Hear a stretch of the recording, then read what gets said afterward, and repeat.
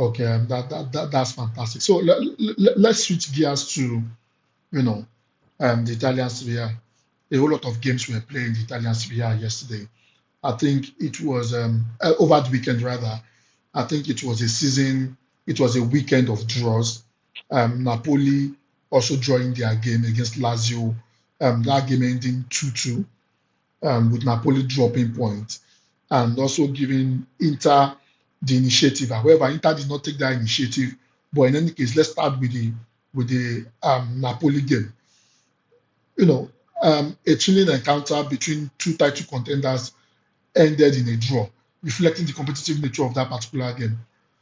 Despite the draw, Napoli retained their top position at the top of the table. What do you make of that particular game? Napoli drawing, there's a particular Romelu Lukaku who was very instrumental. He had an assist and he ensured that, yeah, and he contributed a whole lot into that particular game, ensuring the draw. However, in recent times, Napoli, they've been throwing away points, games that you expect them to win, games that you expect them to defend better. They've not been doing that. Do you think Antonio Conte will be able to get his Napoli side over the line in terms of winning the league this season? And the problem is, as Napoli is not winning, the remaining teams are not winning also. They are performing badly. Although Inter is only performing badly against big teams. That's the difference. The Napoli side is performing weak against the small teams and the big teams. That's a big problem for them. I think they are just 2 points ahead of Inter, 5 points ahead of Atlanta. It's still a wide open race. Everybody's there. Everybody can win it from the first to the fourth. I think Juventus are fourth on the table. I think Juventus can win it also. It's amazing, amazing, amazing league. I like the competitiveness of the league. Napoli, if they actually lose the league, they will have themselves to blame because they had the potent striker and they let him go.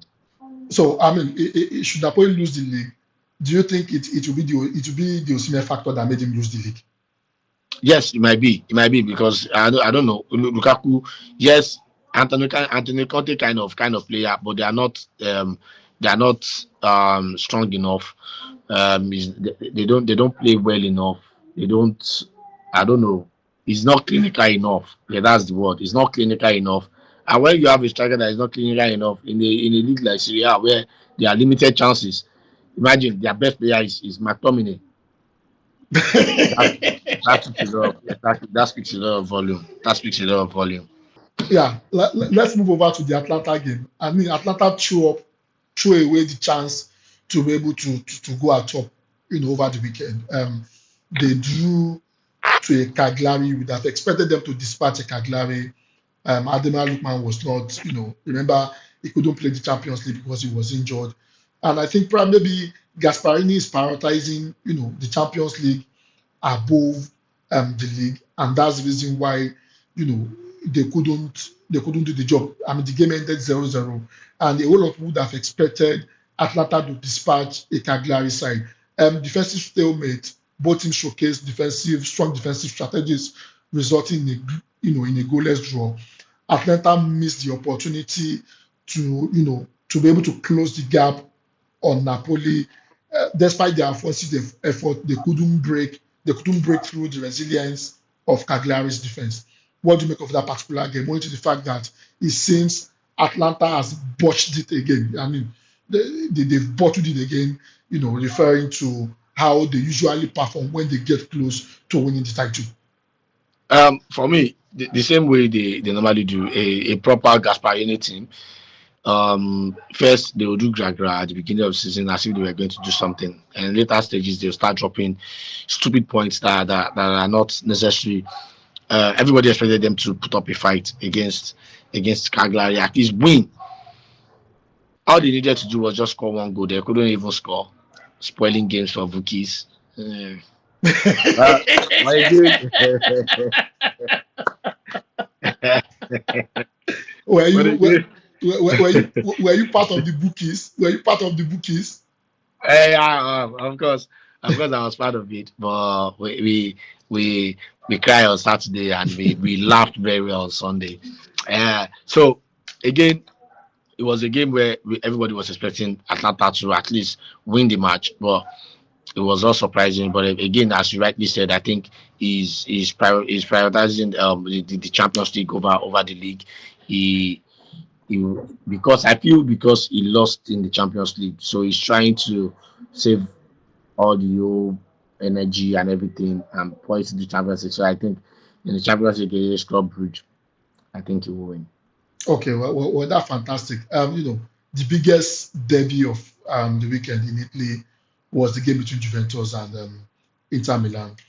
Thiago Motta's team, they've been drawing horribly. They've lost only a single game, but they've ended up drawing about 12 games. I mean, I've not seen a club draw so many games. And they showed up. It even saw, two brothers face each other.